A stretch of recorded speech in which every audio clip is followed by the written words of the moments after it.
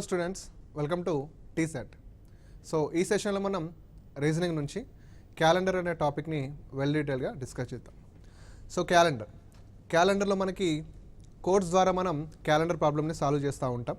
అంటే కోడ్స్ అంటే normal year code అని, లీప్ ఇయర్ కోడ్ అని, అండ్ ఆ సంవత్సరాల్లో ఉండేటటువంటి ఆ నెలల యొక్క కోడ్స్ కావచ్చు, ఇంకొకటి శతాబ్దపు సంవత్సరాల యొక్క కోడ్స్. వీటన్నిటి మీద అంటే ప్రతి ఇయర్స్ మీద, మంత్స్ మీద, సెంచరీ ఇయర్స్ మీద, వీటన్నిటి మీద మనకు క్యాలెండర్ టాపిక్ డిసైడ్ అయి ఉంటుంది. వాటితో పాటు లీప్ ఇయర్స్ని కూడా మనం ఫైండ్ అవుట్ చేయడం అనేది very very important thing. Okay, so first ఇక్కడ మనం కోడ్స్ తీసుకుంటే కోడ్స్ని మనం ఇక్కడ ఏ విధంగా చూడాలంటే, అంటే బట్టి సిస్టమ్ కాకుండా దానికంటూ ఒక ప్రాసెస్ ఉంటుంది. అంటే ఈజీగా గుర్తుండే విధంగా ఒక ప్రాసెస్ అనేది ఉంటుంది. అదేంటి అంటే మనం కోడ్స్ని అంటే నార్మల్ ఇయర్ కోడ్ కానీ, లీప్ ఇయర్ కోడ్ కానీ, కొన్ని నెలల కోడ్స్ కానీ, అంటే 12 నెలల కోడ్స్ కానీ సింపుల్గా గుర్తుపెట్టుకోవాలంటే ఒక చిన్న ప్రాసెస్ ఉంటుంది. ఏంటి అంటే ఫస్ట్ మనం ఏం చేయాలంటే by using add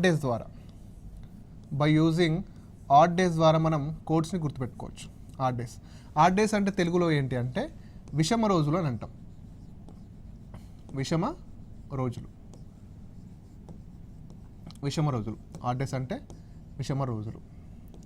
okay sir, విషమ రోజులు అంటే ఏంటి సార్ అంటే, ఇప్పుడు సపోజ్ ఒక 10 డేస్ ఉన్నాయనుకోండి.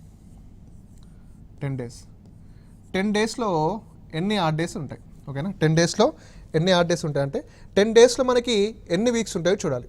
10 డేస్లో మనకి ఎన్ని వీక్స్ ఉంటాయో చూడాలి. 10 డేస్లో ఎన్ని వీక్స్ ఉంటాయి మనకి? 10 డేస్లో ఒక వీక్ ఉంటుంది. 10 డేస్లో ఒక వీక్ అంటే 7 రోజులు. ఓకేనా, 10 డేస్లో ఒక వీక్ ఉంటుంది. ఆ వీక్ని తీసేస్తే మిగిలిపోయిన రోజులే మనకి విషమ రోజులు అంటాయి.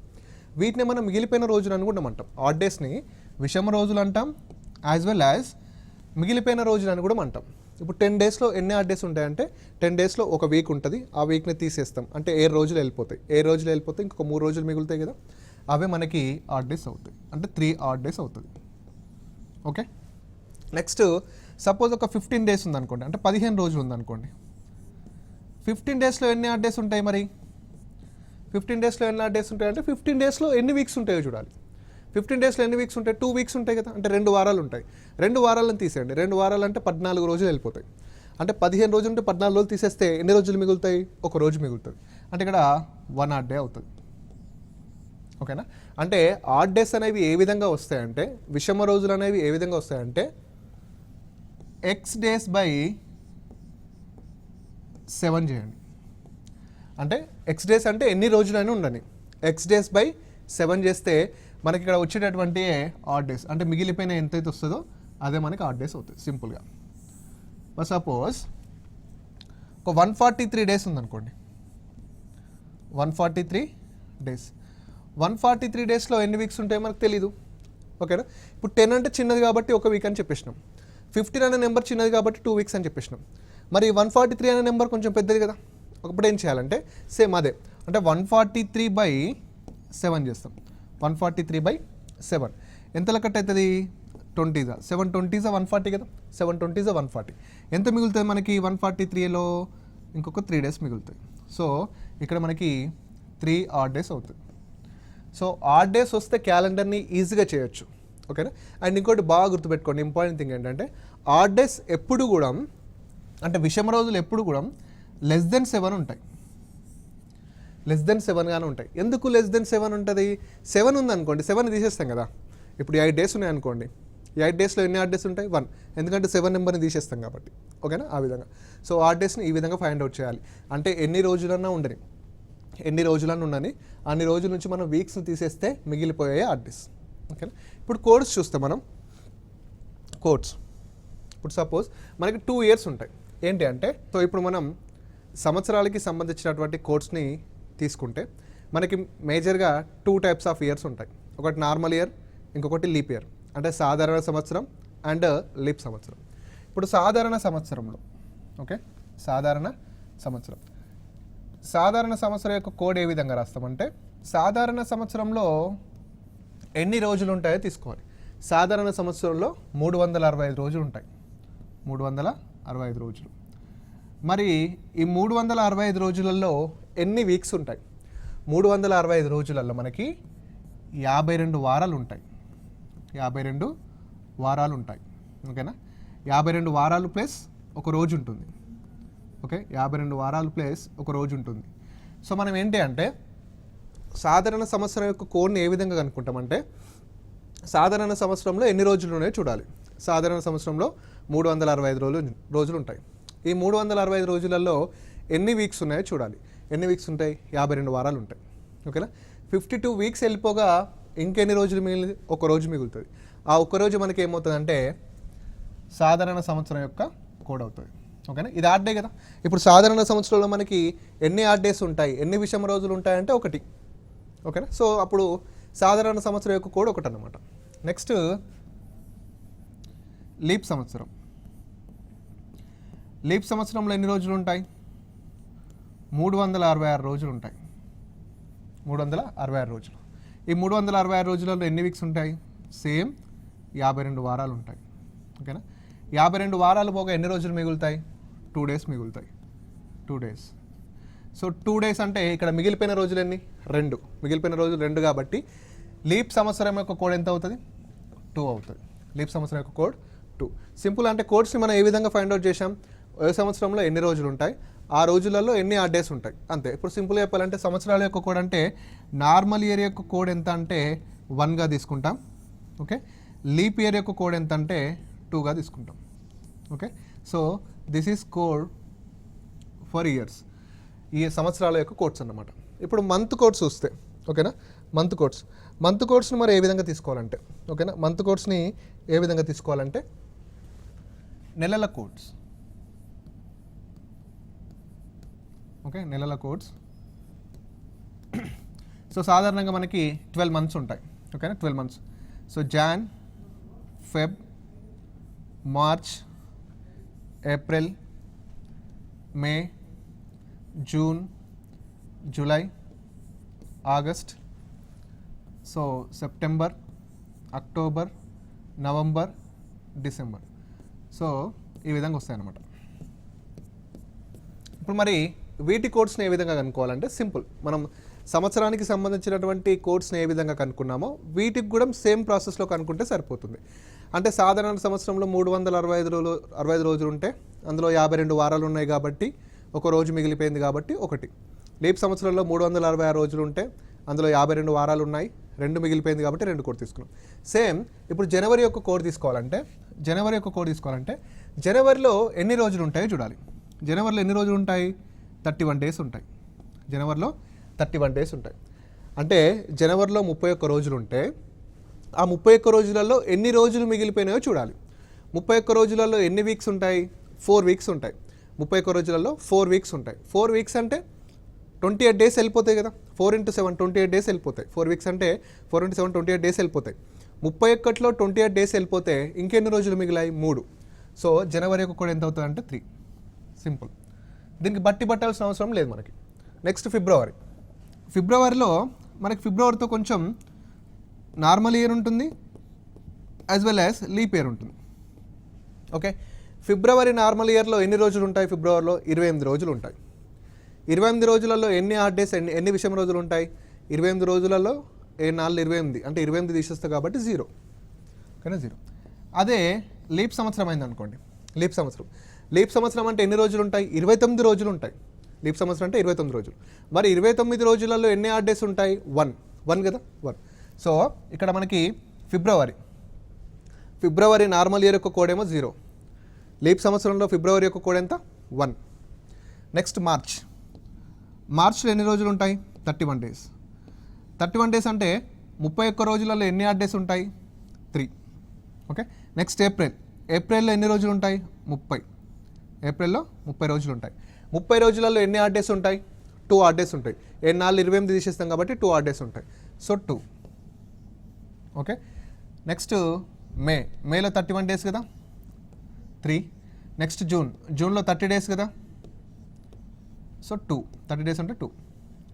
నెక్స్ట్ జూలైలో 31 డేస్ కదా, ఇక్కడ 3. ఆగస్ట్లో 31 డేస్ కదా, ఇక్కడ 3. ఇక్కడ సెప్టెంబర్లో 30 డేస్ కదా, ఇక్కడ 2. అక్టోబర్లో 31 డేస్ కదా, ఇక్కడ 3. నవంబర్లో 30 డేస్ కదా, ఇక్కడ 2. డిసెంబర్లో 31 డేస్ కదా, ఇక్కడ 3. సింపుల్గా. అంటే ఇక్కడ మనం ఎక్కడ బట్టి పట్టాల్సిన అవసరం లేదు. అంటే ఎవరైనా అడిగినా కానీ మనం సింపుల్గా చెప్పొచ్చు. ఇప్పుడు సెప్టెంబర్ కోడ్ ఎందుకు 2 తీసుకున్నామంటే సెప్టెంబర్లో 30 రోజులు ఉంటాయి. 30 రోజులు ఉంటాయి కాబట్టి 30 రోజులలో 2 ఆడ్ డేస్ ఉంటాయి. సో అందుకే నేను 2 తీసుకున్నా అంటాం.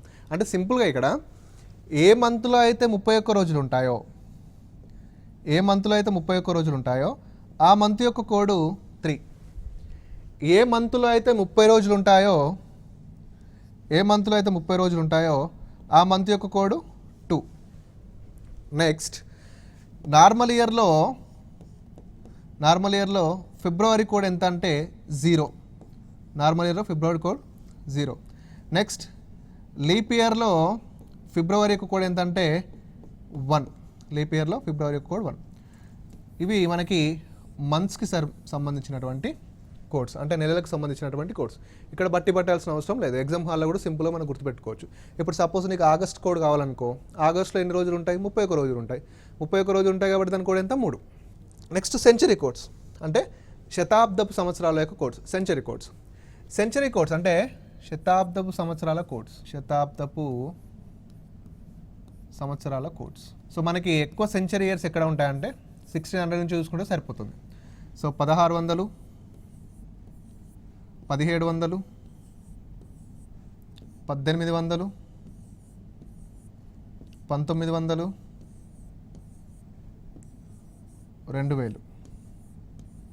2000 సెంచరీ కోడ్.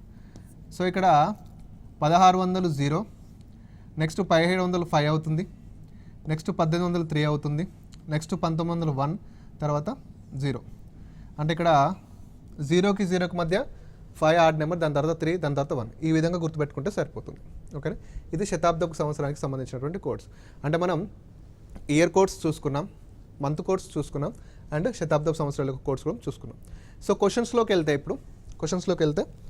ఫస్ట్ క్వశ్చన్, 10 రోజుల్లో గల బేసి దినముల సంఖ్య ఏంటి? మనం ఇందాక నేర్చుకున్నాం కదా. అంటే బేసి దినములు అంటే ఇట్ మీన్స్ ఆడ్ డేస్, విషమ రోజులు అన్నమాట. సో 10 రోజులలో గల విషమ రోజుల సంఖ్య, బేసి దినముల సంఖ్య ఎంత? 10 రోజులలో మనకి ఎన్ని ఆడ్ డేస్ ఉంటాయి? 10 రోజులలో ఒక వీక్ ఉంటుంది కాబట్టి ఒక వీక్ పోగా మనకు మిగిలేంత 3. సో ఆన్సర్ వచ్చేసి మనకి B. Okay, simple question. Next 144 రోజులలో గల బేసి దినముల సంఖ్య. అంటే 144 రోజులలో విషమ రోజులైనా మిగిలిపోయిన రోజులైనా బేసి దినములను. ఓకే, ఇప్పుడు 144 డేస్ అంటే ఇక్కడ సింపుల్గా మనకి ఎన్ని వీక్స్ ఉంటాయో కొంచెం కష్టం కాబట్టి 144/7 చేద్దాం. 144/7. సో 7 చేస్తే 720 is 140 కదా. 720 is 140. 140 అంటే ఎంత మిగులుతుంది? ఇక్కడ 4 మిగులుతుంది. సో ఈ 4 ఏమవుతుంది? మనకి మిగిలిపోయిన రోజులు అవుతుంది. సో ఆన్సర్ వచ్చేసి కింద 4. నెక్స్ట్ 366 రోజులలో గల బేసి దినముల సంఖ్య. ఓకేనా? 366 రోజులలో. సో 366 రోజులలో ఎన్ని దినములు ఉంటాయంటే ఇప్పుడు 366 వేస్తాం. ఓకేనా? బై 7 చేద్దాం. ఓకేనా? 7 5 35, ఇక్కడ 1 ఉంటుంది. 7 2 14, ఇక్కడ ఎంత మిగులుతుంది? మనకి 2 మిగులుతుంది. సో 2. ఇవన్నీ కూడా సింపుల్ క్వశ్చన్స్. అంటే ఆడ్ డేస్ని ఫైండ్ అవుట్ చేయడం ఏ విధంగా తెలిస్తే ఈజీగా చేయొచ్చు. ఓకే, నెక్స్ట్ ఈ క్రింది వానిలో లీప్ సంవత్సరంని కనుగొనము. ఓకేనా?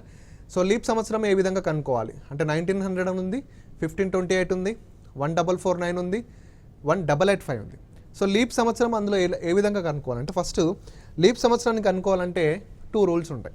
ఏంటంటే ఇక్కడ చూడండి అన్న, ఇప్పుడు 2016 ఉందనుకోండి. 2016 అనేది లీప్ ఇయరా కాదా తెలియాలంటే ఇప్పుడు ఈ లాస్ట్ 2 డిజిట్స్ ఉన్నాయి కదా, ఈ లాస్ట్ 2 డిజిట్స్ అనేవి 4తో డివిజిబుల్ అవుతే ఇది లీప్ ఇయర్ అవుతుంది మరి 4తో డివిజిబుల్ అవుతుంది కదా. ఎస్. నెక్స్ట్ 2019 ఉందనుకోండి. 2019, ఈ 2019లో లాస్ట్ 2 డిజిట్స్ ఏంటి? 19 కదా. మరి ఈ లాస్ట్ 2 డిజిట్స్, ఓకేనా, ఈ లాస్ట్ 2 డిజిట్స్ 4తో డివిజిబుల్ అవుతాయా? కాదు. అందుకే ఇదేంటి? లీప్ ఇయర్ కాదు. ఓకేనా? లీప్ ఇయర్ అవ్వాలంటే లాస్ట్ 2 డిజిట్స్ అనేవి 4తో డివిజిబుల్ అవ్వాలి. ఓకేనా? The last 2 digits divisible by 4. ఇది ఇట్లా. మరి ఒక సెంచరీ ఇయర్స్కి వస్తే ఏ విధంగా చూడాలంటే ఇప్పుడు సపోజ్ 1800 ఉంది. ఇదేంటి? ఒక నార్మల్ ఇయరా సెంచరీ ఇయరా? ఇవంటే ఒక మామూలు ఇయర్స్. ఇదేంటి నార్మల్ ఇయర్ సెంచరీ. అంటే వీటికి డిఫరెన్స్ ఏంటి అంటే ఇందులో లాస్ట్ టూ జీరోస్ ఉన్నాయి కదా, ఇలా లాస్ట్ 2 జీరోస్ ఉంటే దాన్ని ఏమంటామంటే సెంచరీ ఇయర్ అంటాం. దాన్ని ఏమంటాం మనం? సెంచరీ ఇయర్ అంటాం. ఆ సెంచరీ ఇయర్ లీప్ ఇయరా కాదా తెలియాలంటే, ఓకేనా, ఆ సెంచరీ ఇయర్ లీప్ ఇయరా కాదా తెలియాలంటే ఈ సెంచరీ ఇయర్ మొత్తం కూడా 400తో డివిజిబుల్ అవ్వాలి. 400తో డివిజిబుల్ కావాలి. ఇప్పుడు ఈ 1800 అనేది 400తో డివిజిబుల్ అవుతుందా? కాదు. 1800 అనేది 400తో డివిజిబుల్ కాదు కాబట్టి అది లీప్ ఇయర్ కాదు. ఒకవేళ ఇలా ఉందనుకోండి, 1600 ఉంది. 1600 అనేది ఒక మామూలు ఇయరా లేకపోతే సెంచరీ ఇయరా? లాస్ట్కు 2 సున్నాలు ఉన్నాయి కాబట్టి అది సెంచరీ ఇయర్ అవుతుంది. సెంచరీ ఇయర్ అయినప్పుడు ఆ సెంచరీ ఇయర్ లీప్ ఇయరా కాదా తెలియాలి అంటే అది ఎవరితో డివిజిబుల్ కావాలి? 400తో డివిజిబుల్ కావాలి. ఇప్పుడు 1600/400 వేస్తాం. 1600/400. ఇప్పుడు ఈ 1600 అనేది 400తో డివిజిబుల్ అవుతుందా? Yes. So it should be a leap year. Okay, it should be a leap year. మీరు ఇక్కడ బాగా గుర్తుపెట్టుకోండి, ఏదైనా ఒక నార్మల్ ఇయర్ లీప్ ఇయరా కాదా తెలియాలంటే లాస్ట్ టూ డిజిట్స్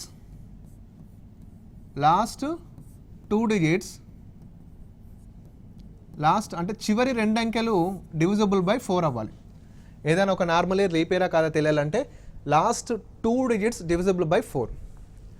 ఒకవేళ సెంచరీ ఇయర్ అంటే శతాబ్దపు సంవత్సరం, సెంచరీ ఇయర్ లీప్ ఇయరా కాదా తెలియాలంటే ద హోల్ నెంబర్, ఆ హోల్ ఇయర్ అంతా ఎవరితో డివిజిబుల్ కావాలి? 400తో డివిజిబుల్ కావాలి. అప్పుడు అది లీప్ ఇయర్ అవుతుంది. ఓకేనా? ఇప్పుడు చూస్తే మనం క్వశ్చన్స్లో క్రింది వానిలో లీప్ సంవత్సరం కనుగొనము, లీప్ సంవత్సరాన్ని కనుక్కోమంటున్నాడు. ఓకే, ఇక్కడ చూడండి 1900. ఓకేనా, 1900 ఇది ఒక సెంచరీ ఇయరా మామూలు ఇయరా? Century year. మరి ఈ 1900 అనేది లీప్ ఇయర్ అవ్వాలంటే ఎవరితో డివిజిబుల్ కావాలి? 400తో డివిజిబుల్ కావాలి. సో 1900/400 డివిజిబుల్ అవుతుందా? కాదు. సో ఇది లీప్ ఇయర్ కాదు. ఓకేనా? నెక్స్ట్ 1528. ఓకేనా, 1528 అనేది ఏమన్నా ఒక సెంచరీ ఇయరా మామూలు ఇయరా? ఒక మామూలు ఇయర్ లీప్ ఇయరా కాదా తెలియాలంటే ఏం చేయాలి? లాస్ట్ 2 డిజిట్స్ అనేవి ఎవరితో డివిజిబుల్ కావాలి? 4తో కావాలి. సో 28/4 అవుతుందా?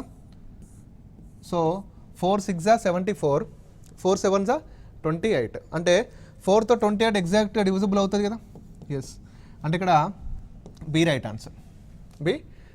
మిగతా వాటిని కూడా చెక్ చేస్తే 1449. ఓకేనా, 1449 అనేది ఒక మామూలు ఇయరే, సెంచరీ ఇయర్ కాదు. ఒక సెంచరీ ఇయర్ కాదు కాబట్టి లాస్ట్ 2 డిజిట్స్ 4తో డివిజిబుల్ అవుతాయా ఎగ్జాక్ట్గా? కావు. సో ఇది లీప్ ఇయర్ కాదు, థర్డ్ది. ఓకే, నెక్స్ట్ 1885 అనేది ఒక మామూలు ఇయరే కదా. ఒక మామూలు ఇయర్ లీప్ ఇయర్ కాదా తెలియాలంటే లాస్ట్ 2 డిజిట్స్ అనేవి 4తో డివిజిబుల్ అవ్వాలి. అవుతున్నాయా? ఇది కూడా కావట్లేదు. సో ఇది కూడా కాదు. Okay, so B is the right answer. Okay, next ఈ క్రింది వానిలో లీప్ సంవత్సరం కానిది ఏది? ఇంతకుముందేమో క్రింది వానిలో లీప్ సంవత్సరం ఏది అంటున్నాడు, ఈ క్రింది వాటిలో ఇప్పుడు లీప్ సంవత్సరం కానిది అంటున్నాడు. ఓకేనా, ఫస్ట్ 2036 ఇది ఒక మామూలు ఇయర్ కాబట్టి లాస్ట్ 2 డిజిట్స్ ఎంత? 36. ఓకేనా, 36/4 అండి. కట్ అవుతుందా? ఎస్, 4 9 36 కాబట్టి ఫస్ట్ది అవుతుంది. ఓకేనా, ఫస్ట్ది అవుతుంది. నెక్స్ట్ 1756 అనేది ఒక నార్మల్ ఇయర్, అంటే ఒక మామూలు ఇయర్ అనుకుందాం. మామూలు ఇయర్ అయితే లాస్ట్ 2 డిజిట్స్ ఎంత? 56. సో 56/4. 56/4 అంటే కట్ అవుతుందా? 4 1 4, ఇక్కడ 1 మిగులుతుంది. 4 4 16. సో కట్ అవుతుంది కాబట్టి second also leap year. Next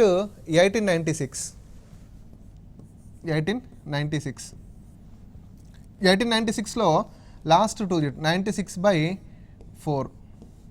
4 2 8, 4 1 4 4 16. So ఇక్కడ ఏమవుతుంది? 1896. ఎస్. నెక్స్ట్ 1966 అంటే 1966లో లాస్ట్ 2 డిజిట్స్ ఏంటి? 66 అనేది 4తో డివిజిబుల్ అవుతుంది అంటే 4 1 4, ఇక్కడ ఎంత ఉంటుంది? 2. సో 4 6 24, 4 7 28 అవుతుంది. సో ఈ క్రింది వాటిలో లీప్ సంవత్సరం కానిది ఏంటంటే డి. ఓకేనా, ఈ క్రింది వాటిలో లీప్ సంవత్సరం కానిది ఏంటంటే D. So our answer is D, ఎందుకంటే అది లీప్ సంవత్సరం కాదు కాబట్టి. మనం అడిగింది కూడా క్రింది వాటిలో లీప్ సంవత్సరం కానిది ఏది కాబట్టి. Okay, next. క్రింది వాటిలో శతాబ్దపు సంవత్సరం ఏది? క్రింది వాటిలో శతాబ్దపు సంవత్సరం సింపుల్, సెంచరీ ఇయర్ అంట. సెంచరీ ఇయర్ అంటే ఏంటి? ఆ నెంబర్లో లాస్ట్ 2 zeros ఉంటే సరిపోతుంది. ఇప్పుడు 1250 రాంగ్, 1005 రాంగ్, 2004 రాంగ్, 3000. సో లాస్ట్లో 2 digits ఉన్నాయి కాబట్టి ఎస్, ఇట్స్ ఏ శతాబ్దపు సంవత్సరం, అంటే it's a century year, right. Next చూస్తే 3200 సంవత్సరంలో గల బేసి దినముల సంఖ్య. ఓకేనా, 3200 సంవత్సరంలో గల బేసి దినముల సంఖ్య. సో 3200 అనే ఒక ఇయర్లో 3200 అనే ఒక ఇయర్ ఉందన్న, ఒక ఇయర్లో ఇందులో ఎన్ని ఆడ్ డేస్ ఉన్నాయంటున్నాడు, ఎన్ని విషమ రోజులు.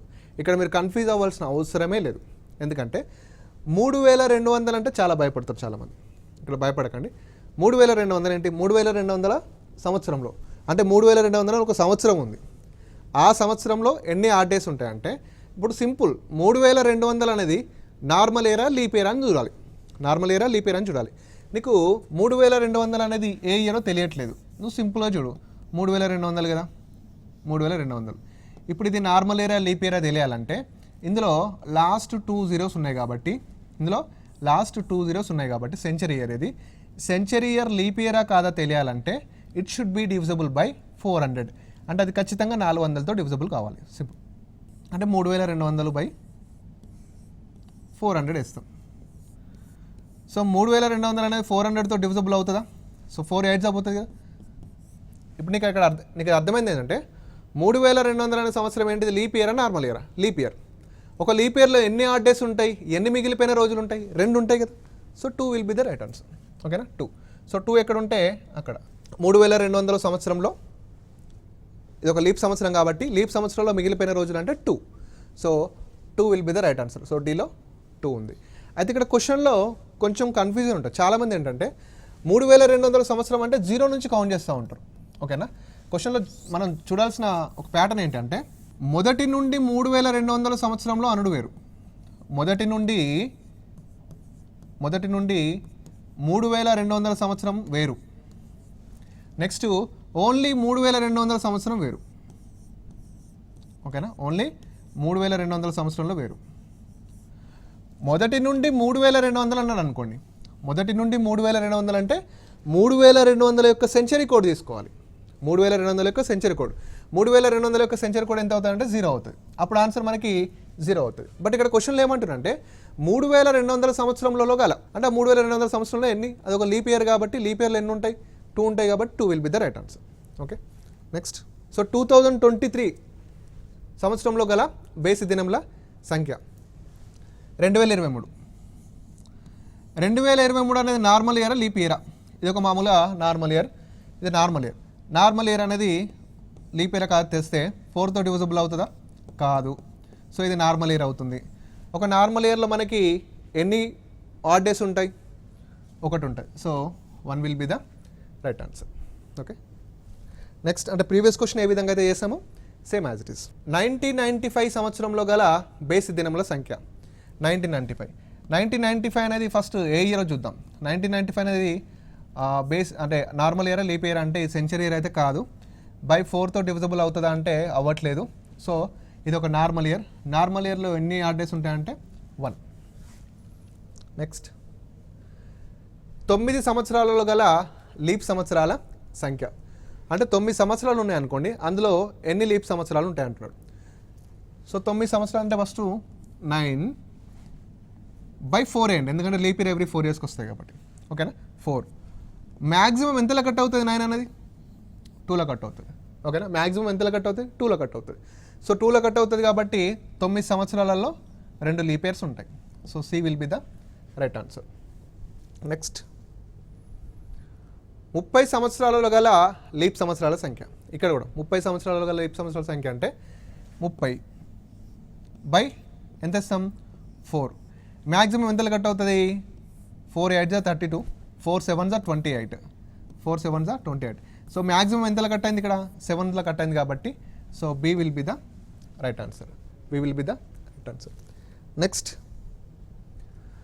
100 సంవత్సరంలో గల లీప్ సంవత్సరాలు ఎన్ని? 100 సంవత్సరాలలో గల లీప్ సంవత్సరాలు ఎన్ని? వెరీ వెరీ ఇంపార్టెంట్ క్వశ్చన్ అండి. 100 సంవత్సరాలలో గల లీప్ సంవత్సరాలు.